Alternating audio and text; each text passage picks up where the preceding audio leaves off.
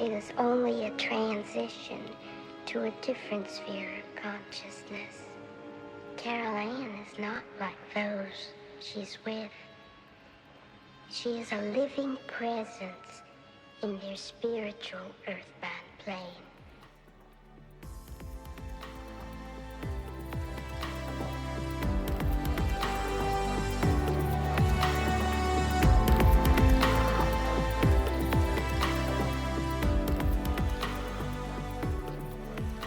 You know that I'm in Rendlesham Forest in Suffolk, on the edge of the Bentwaters RAF and American Air Force Base that was a Cold War Air Force base.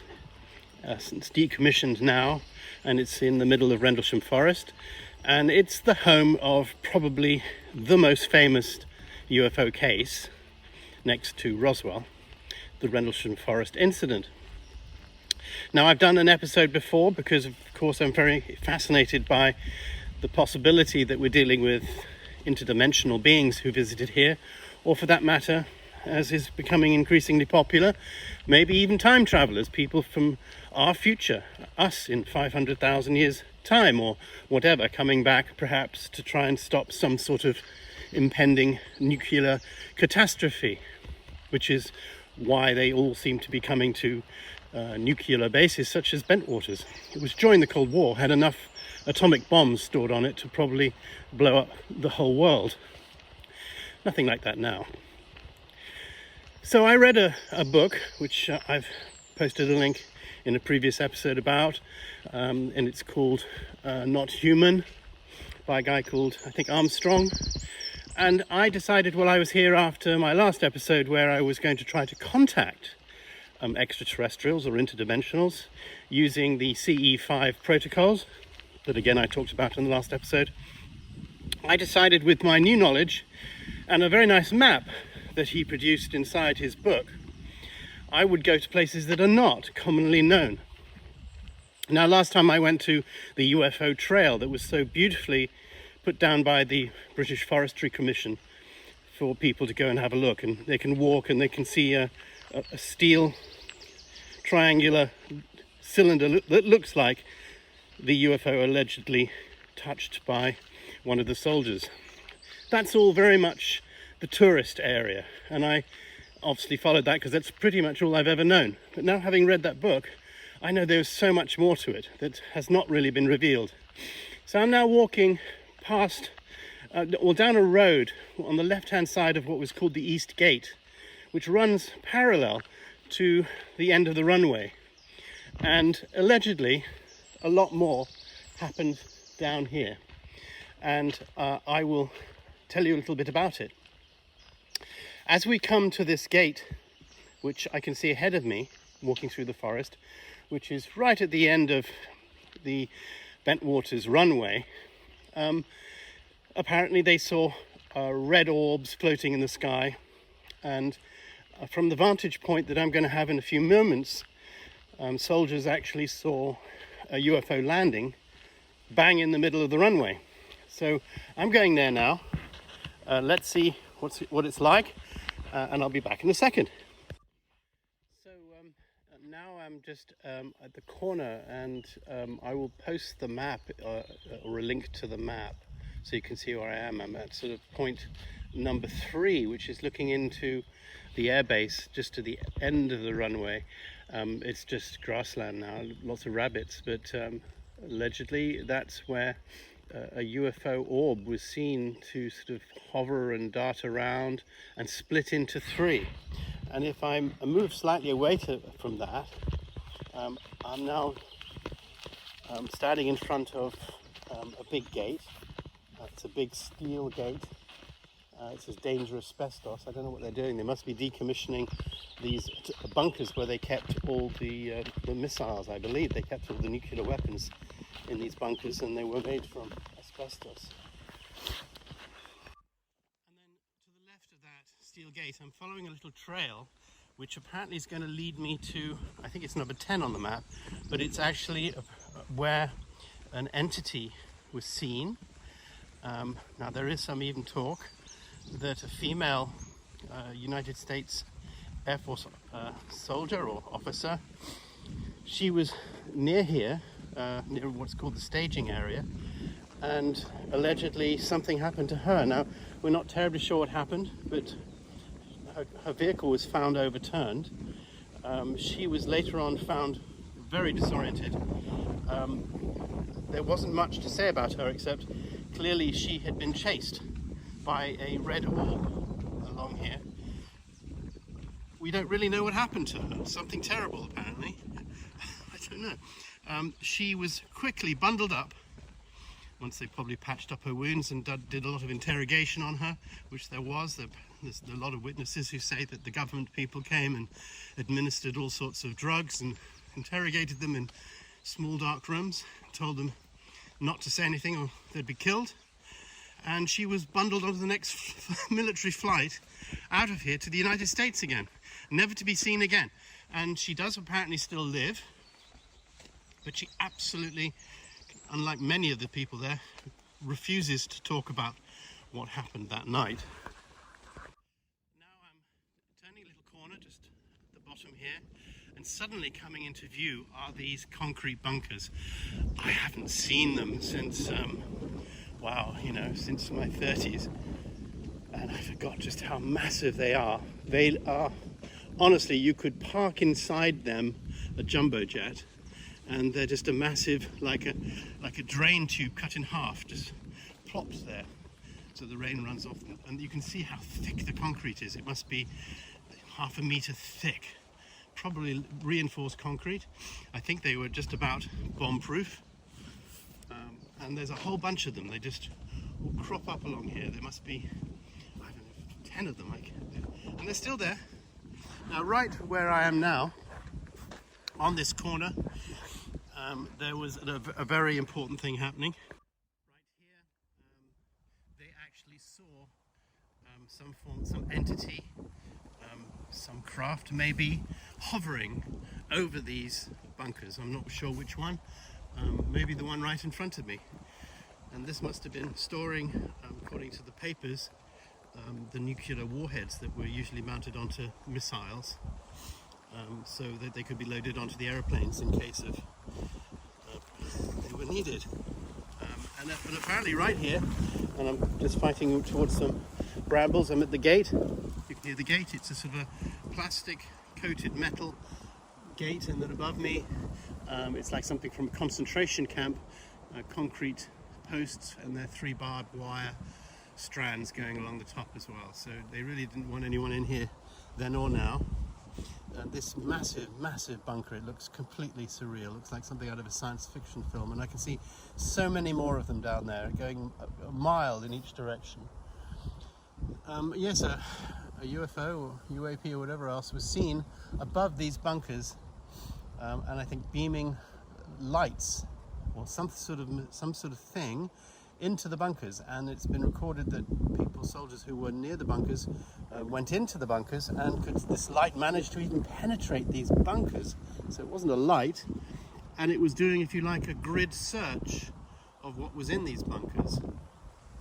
And again, if you believe the soldiers' accounts that are coming out more and more, they may have either decommissioned these nuclear weapons somehow, or they may have destroyed them.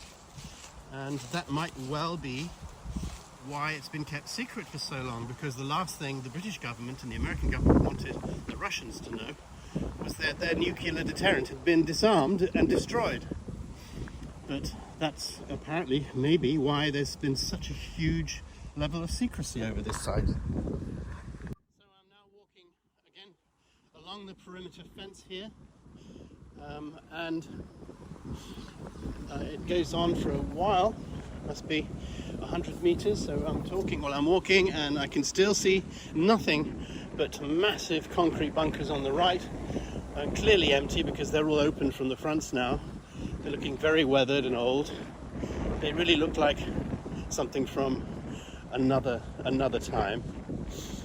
You can just imagine now, when you see this, just how close we were to war and what the Cold War was. It really was a serious thing. Most of us probably didn't feel that much. But if it is true that these interdimensional beings made themselves known after the first detonation in New Mexico, I suppose, and was seriously concerned about our youthful approach to nuclear power and turning it into weapons. They decided to come just about to every nuclear base in the world and either disarm the weapons or show governments that they could if they wanted to. It must have been a time where people were so scared about not wanting to be vulnerable to enemies, but equally not wanting to go against what these entities were clearly indicating they desired of us. Well, obviously in the end it worked. The Cold War ended. All these bases emptied out their nuclear weapons. But sadly, nuclear proliferation hasn't stopped. And they've just been moved somewhere else. And these missiles now sit in sort of Minuteman silos all the way across the United States, and they're probably in other silos. I'm not sure how many are in silos in Europe anymore. And our nuclear deterrent basically moved at huge expense, and funded also, I think, by the Americans, to submarines. And now, as I understand it, our only nuclear weapons exist within our submarine fleet. So I'm on the edge again now of this base, and I'm now going to turn right and follow that. According to my map, where I'm standing there on this corner here by this path is where a huge red orb was seen floating. And maybe that was the one that also chased this lady, I'm not sure. It was probably some sort of reconnaissance thing that was checking out all these bunkers. So I'm just going to turn away from there and carry along away from the base now.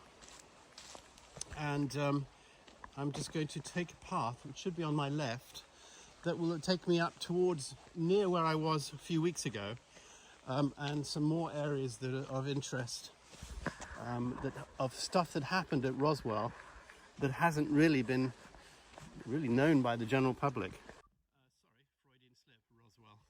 I mean Rendlesham. Well, I really am on the unknown tour now, because I turned right along this little trail and I'm going up to what's on the map. I think it's called the staging area. And again, I can see that nobody really goes along here except the occasional cyclist.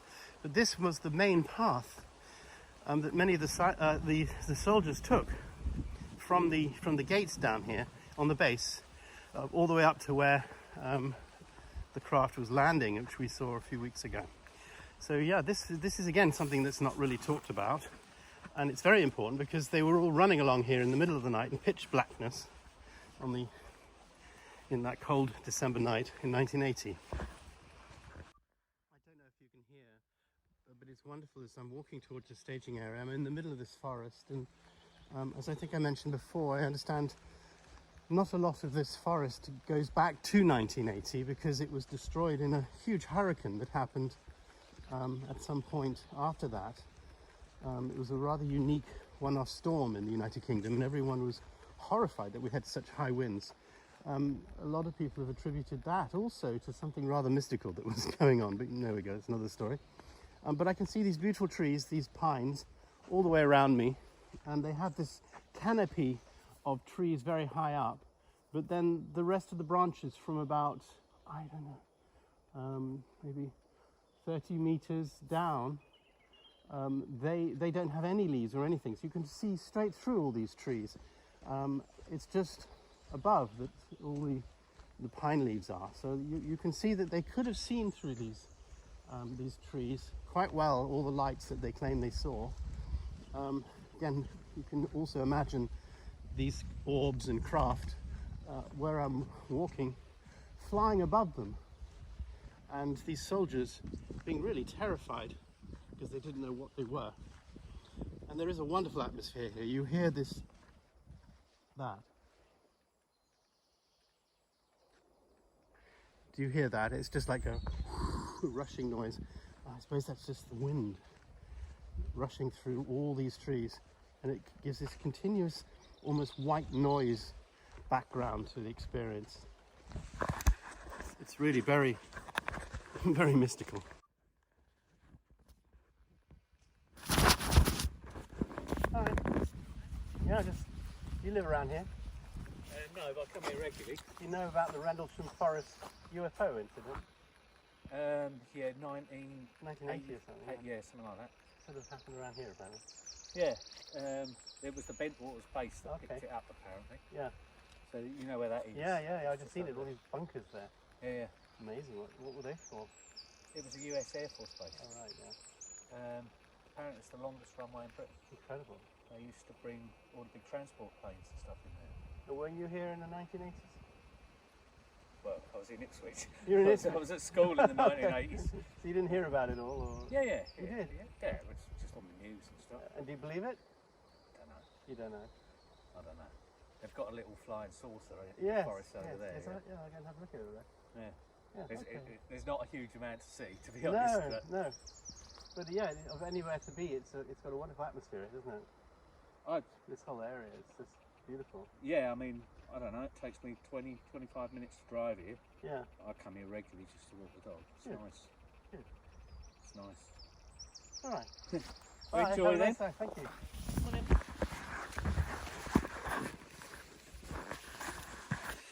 There we go. There's a local, probably like most locals, doesn't think that much of what's going on. But it also shows, it's a long time ago and he was at school and he looks sort of almost my age. So yes, I mean, I was 20 then. And so, yeah, he probably was about my age and there wasn't a lot of press at the time, but he obviously knows about it. But like I suppose most people, it's a bit of a myth. So where I was talking to him was the staging area, and there's nothing to indicate that it was a staging area at all, apart from the stories. And I believe that was where the military trucks, soldiers, and I think the British police, maybe military police as well, they all sort of gathered there. That was kind of, I think, perhaps their little HQ while they were investigating everything over the few nights that all this took place. Now I'm carrying on, walking up towards, as the man said, where the vehicle, the big thing is, the big tourist attraction, where the vehicle apparently was seen and landed, and where the monument is, which is obviously not of interest to me now, but I'll quickly go past that. What I'm heading for now is really probably one of the also biggest unspoken things that happened that night, or one of those nights. I made a slight mistake. Actually, where I was talking to him wasn't the staging area, it was just at the bottom. So now I cross the road, which is the road, if I turn left, would lead me to the gate where I'm parked. And I cross the road and I'm going straight on, and this is a proper road. I mean, this has been laid down with originally very thick pebbles, and yeah, I mean, it's a proper road that you could drive trucks along. So I can see why this was the road that was leading to the staging area that was used. And as you can hear, I'm on my feet. It's a proper road, and you wonder again, why would you build such a road like this through a forest? Maybe it's because of logging, I'm not really sure. But with the history that we know of what was going on and may be still going on in Rendlesham Forest, who knows? But it's obviously a very well travelled and still much used form of communication. And I can see in the distance we're coming up towards the staging post. Hi, is this where the Rendlesham UFO thing is? You are on the UFO trail. Okay. It's the purple trail. I'm on the trail itself, am I? Yeah, there's Okay, I think cool. I'm going that. Yeah, so you're kind of walking it in reverse, Okay, I think. all right. So it's up there somewhere. Yeah, so the purple trail follows round and you will find the little sculpture thing. Cool. Is it all real, or is it just a bit of a... He checked it out this morning and said it's all a hoax. You think so? I think it was. Hello, doggy. I thought he might bark at something weird being in the middle of the forest. It's like, what's that? But he wasn't bothered. Were you here in 1980? No. So you wouldn't know. No. Okay. Bye. It's a lovely walk anyway. It is lovely.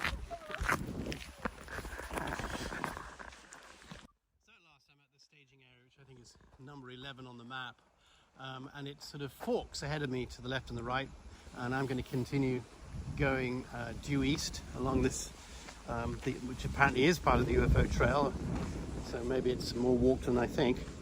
Yeah, beautiful, and I'm so glad I came out this way because I didn't see this last time, and it is really stunning, beautiful forests.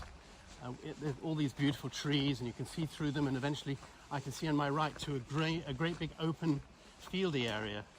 So obviously over the years they have obviously cut down a lot of trees here, but yeah, it's much more open, and you can imagine much more that craft could have landed here. Two more people coming towards me. Let's have a chat with them, shall we? Hi. Hello. Am I going the right way for the UFOs?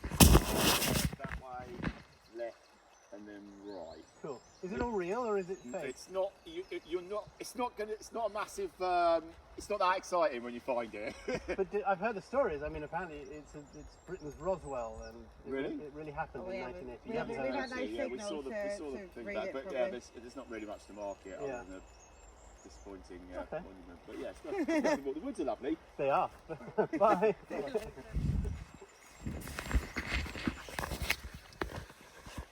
Ah well, not getting many believers on my journey today. So while I'm here, I'll just turn left at the end where he suggested to just have a quick look at the big tourist attraction, the actual landing of the craft that I saw last time. Might as well. Lovely atmospherics as I'm walking towards the landing site. You can hear the wind in the trees. It's very atmospheric.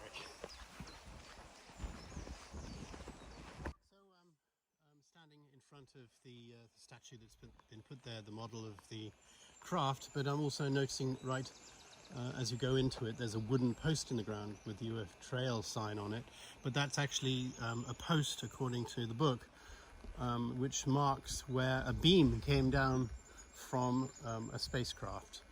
And if you go further east, just across the path here and through all the thicket, I can go all the way up to the edge of a forest here, and it's the farmer's field, I think it's called.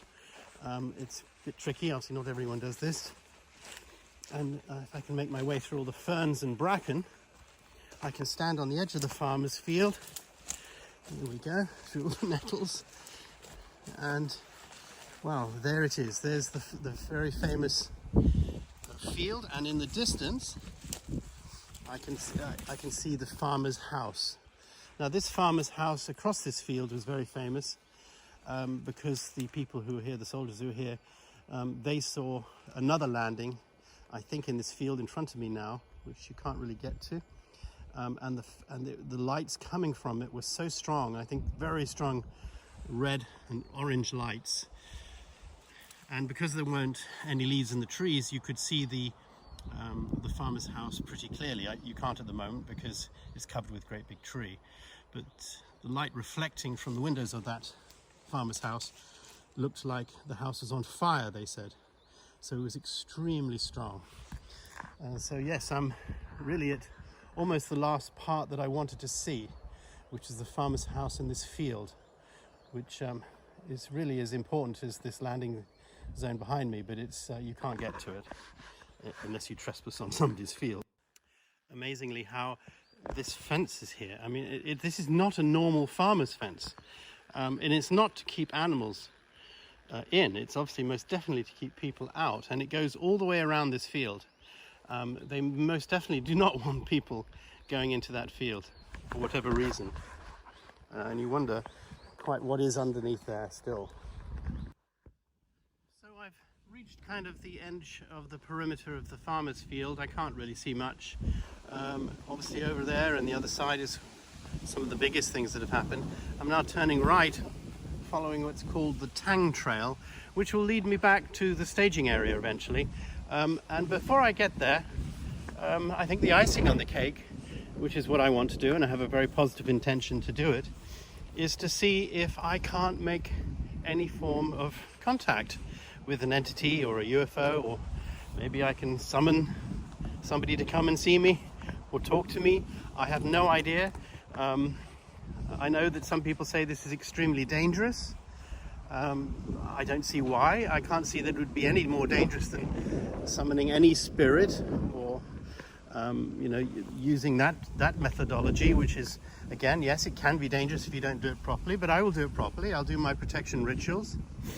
I have a very open heart. I have a good intention. I don't wish to do harm. I can't imagine I would have any bad thoughts. But I need to get myself, obviously, into that altered state of consciousness where these entities and UFOs communicate. And let's see if that's going to be possible out here in a slightly uncontrolled environment, but I'm sure I can. So I'm just going to walk until I feel it's right along this Tang Trail. I know that everything happened all around me here so long ago, 1980. My goodness gracious me, 44 years ago, 45 years ago. Yeah, so next time I'll hopefully find that place when I'll be speaking to you. Yes, I love it. I walked off the trail and I walked through all the ferns and the brush and all these sort of hillocks of soil. They look like logs. I don't know what happened here. It must have been a fire or something. But I'm in the middle now of a very open space. This would have been the sort of open space that maybe one of the UFOs would have landed in quite easily. It really is a big square of open space. It must go almost a kilometer by a kilometer by a kilometer, something like that. Maybe a little less, but it's a big open space in the middle of the forest. I presume it was an ex-logging area where they've logged all the trees. But I found this wonderful little seat ready-made for me. It's like a lovely tree trunk on its side. And where I'm standing now, I'm facing absolutely due east, which is perfect for me. Sorry, I'm facing due north, which is perfect for me. And I did my protection rituals. I did to the east, the south, the north, the west, and I did everything that I can do. So as I said, I've got an open heart. I feel a little apprehensive. I don't feel strange. I can see people coming along the path looking at me, which makes me feel a little self-conscious. So I think I'll sit down on my piece of wood. I'm facing, as I said, absolutely due north. The sun is just on my right, behind my right shoulder. It's really warm. It's blue sky with clouds blowing quite fast because of the wind today. And I will try to get myself into a closed eye meditation, which is what I read in the CE5 protocols is probably the best thing to do. And I will switch on this recorder if I feel anything or if I see anything. But what I'm going to do, I have a big intention. I would love to see an orb, or I would love to see some form of interdimensional craft, obviously. I'm not that worried if beings don't want to make themselves known to me. Maybe they can send a message to me. But I would love to see some evidence here. And this probably seems to me the best place just about in the world that I could do it. It's just coming up to 26 minutes past 10 on the 26th of May. So let's see what happens. Well, I've been sitting here quietly. I can't say that I'm working overdrive with my meditation, but I'm certainly doing my best. And I just wanted to tell you a feeling I had, which is really interesting. I had a sudden feeling of timelessness and an ability to see time as a whole series of possibilities. And I had visions of myself doing what I'm doing now, as if it had happened many different times in exactly the same way, but in different things happened. It was like possibilities. I saw possibilities of what may happen now. I saw possibilities that I could see craft. I had possibilities that I could see entities. I had possibilities that I would do nothing. But it was as if I actually saw nearly all the permutations of what potentially could happen, which was a very strange feeling. I wonder what that means. So now I am looking up at the sky. I'm drawn to it because I remember when I was a little boy, I could be lying on my back in my garden and I could make the clouds break apart. I read, I think probably somewhere, and I know Kate Bush made a very famous song about it later called Cloud Busting. But apparently if you can, it's a sort of a pastime in the summer for children to lie on their back and focus all their energy on a cloud, and you can sort of almost like a laser beam make a hole in it if you really concentrate. And I have no idea what that is. Maybe it's just an overactive imagination of a child, but I had that feeling that that's what I should be doing. So I am staring up at the clouds just like I did when I was a little boy, and I'm seeing quite what's going to happen. Way above me, thousands and thousands of kilometers of meters above me, I can see a jet which is obviously flying sort of northeast, nearly east, way above the clouds. I just had a wonderful feeling as well, just how we as humans have been able to develop these vehicles that can fly like that, way above the clouds, and the technology that we have, which we are so proud of, pales so insignificant compared to apparently the technology that these visitors have either gifted us or have by accident left behind. And again, I just had that thought, how marvelous if we could have some access to that, if we could be trusted to use it in a peaceful way, and not just to hand it over to governments to use as the best new weapon in order to gain power and influence. It's such a shame that all the wonderful bounties of almost limitless knowledge that may be out there and maybe has always been there has been somehow denied to us because of the few. That was the feeling I had. So I have my eyes closed, and I just had that feeling that it was pointless me just waiting for something to happen and then switching on the recorder, because in a way I'm seeing things while I close my eyes all the time that I want to talk about, but I suppose I'm quite conscious of the gaps, and that to you, it's just worrying me, which is also taking me off my concentration, that you're going to be just hearing nothing but static. But then I realized I can just edit this later on, so I'm just going to leave the tape recorder on, or the iPhone on, and I'll just tell you what I'm seeing.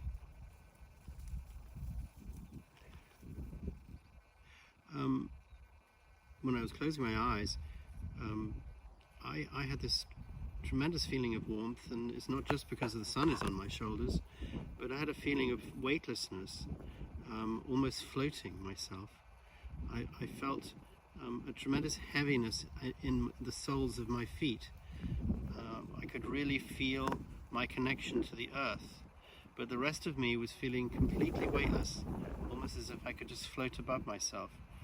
I was looking into a tunnel that seemed to be like a road that I was racing along at very high speed. It kind of reminded me of like a wormhole in one of those movies, and sort of light coming from it. And so I will again tell you what I'm seeing. I'm seeing square shapes like paper, and they're sort of in front of me, and then they're twisting and turning.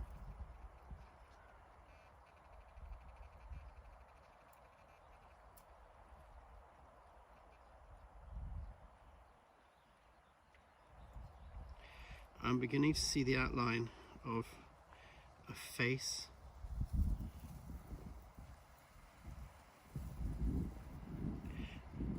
And he has, it must be a man, he has a sort of a headdress on. He reminds me almost of the Tutankhamun burial headdress that you see all the time. Sort of like, almost like feathers, very, very ancient.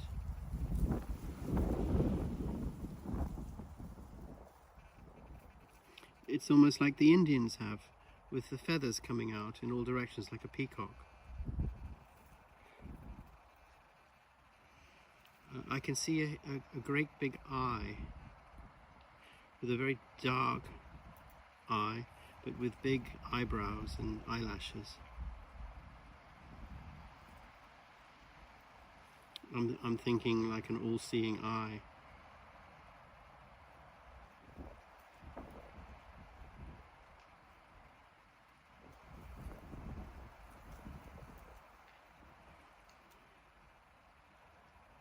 Now I can see some form of craft. This seems to be, it's spinning, it's almost cylindrical, it's almost octagonal, if that's right, and it seems to be just spinning in front of me. It's a metallic thing, and as it spins, and it seems to be spinning anti-clockwise, lots of lights and sort of lit up debris seem to spin off it. I'm telling you this from what's in my mind's eye, it's not what I'm actually seeing.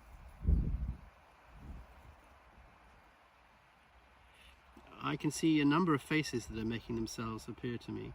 I can see an old sort of gruff looking face and some very young baby-like faces.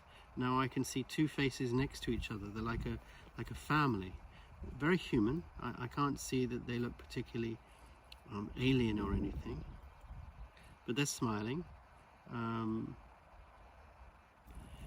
So yes, I definitely feel they're trying to communicate with me through my subconscious, through my mind.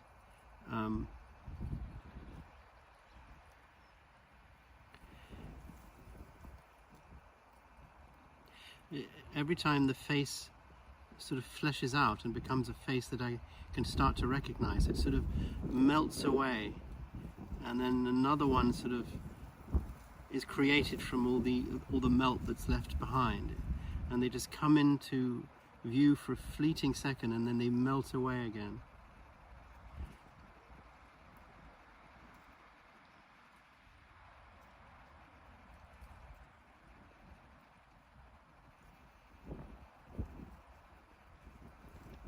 Now I can see a huge ball of light, and it's almost like a jellyfish. It's like an illuminated jellyfish. You could say that that's almost shaped like a classic saucer, but it seems to be movable. It has huge amounts of lights underneath it, and it rotates. But it's amorphous. It's not a solid thing. It can change its shape at its will, almost like a sea creature.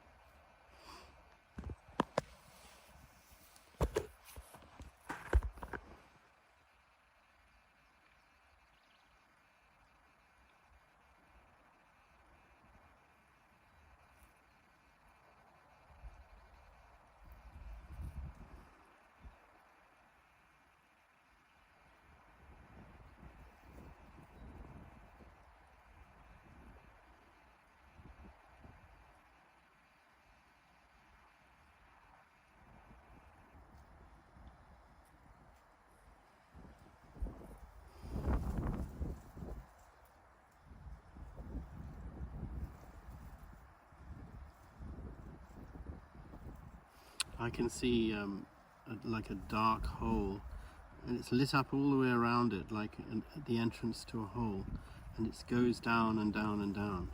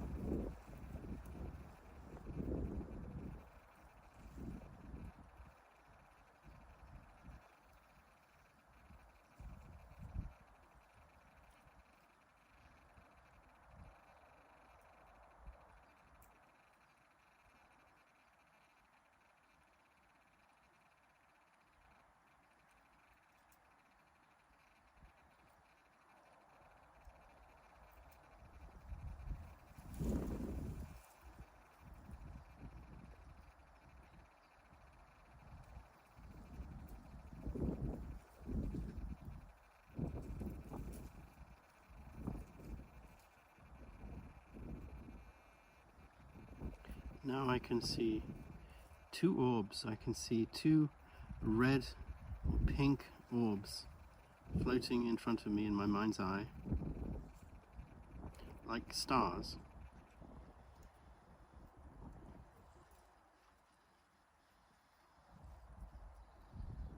And they've faded away.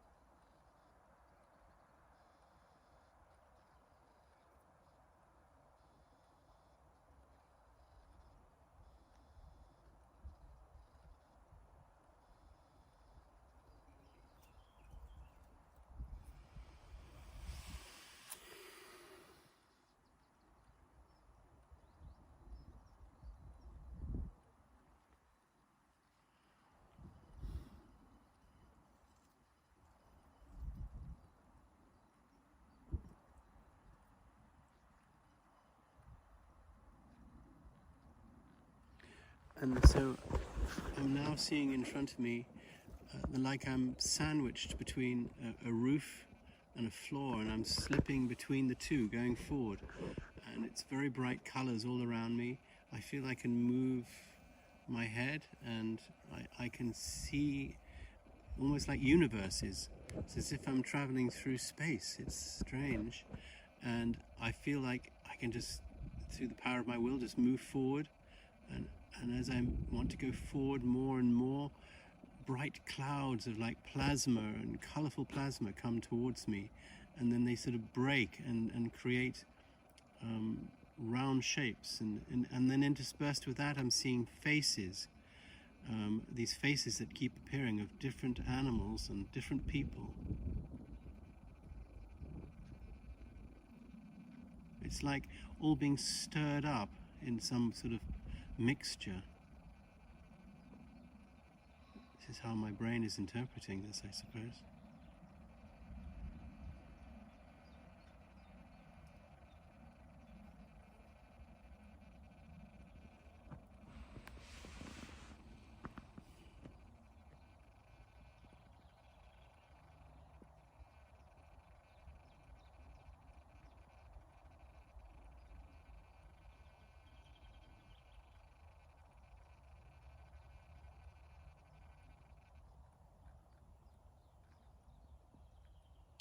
Yeah, I saw the silhouettes of two forms, almost humanoid forms, dark silhouettes, and it was almost as if I was inside a ship of some sort of craft.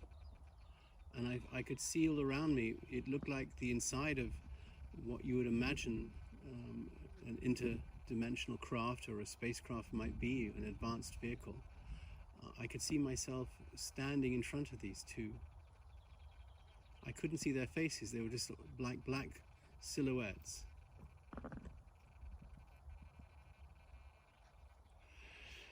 And I sort of get that impression that, and then there's more of a white face now. Most definitely sort of humanoid but slightly alien, like you would have seen in the movies. I'm having a feeling that I'm being shown something here. I think I'm being shown the inside of a craft. Maybe this is a craft that lands here or has landed here.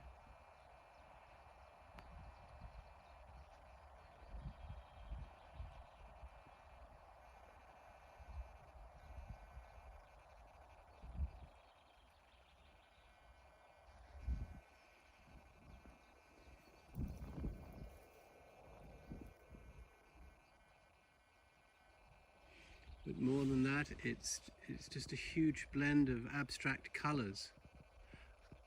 I don't hear anything, just in my mind's eye, when I close my eyes, I'm just seeing all these abstract colors and faces. But it's not it's not easy for me to decipher, because it's just almost like a dream. I'm opening my eyes now, and everything is suddenly so bright. I'm looking up at the sky, see if I can see anything. I see nothing, but clearly I feel like I've just awoken from a dream. I feel very relaxed. I definitely feel like I've been in some sort of alternate reality there, some form of dimension. I've been allowed to see into it. And I suppose that's not so bad for the first time I've ever done this. I've been able to see things. So I have seen the entities, I have seen their craft. I haven't seen them in my reality like I'm sitting here. It's not come into what I would say is my reality. It's certainly within my mind, but it was very strong. It was as if I closed my eyes, I was seeing it. And that is quite wonderful. So for that, I'm just going to make my way now back towards my car, and I'll give you some thoughts as I either as I walk or when I get there. Now just back home again and listening through to some of the recordings. What I found fascinating, and I'm not a scientist, maybe somebody who's listening to this would know a bit more than me. While I was recording it, in the quiet parts, you can hear something very, very distinct, which sounds very similar to a digital signal, the sort of signal you get if you hear when a digital signal is being sent, like a phone digital signal. You'll know what I mean if you know what I mean. I can most definitely hear it, like there's some sort of underlying digital message that exists on the recording that I was making, that I was speaking. I don't know, it could be interference somehow, but I've never had that before on my phone. And it comes and it goes. Sometimes in the quiet parts you can't hear anything, and sometimes you can hear this digital chatter. I wonder what that is. Anyway, that's it. Thank you very much for listening. I hope you've enjoyed this week's episode.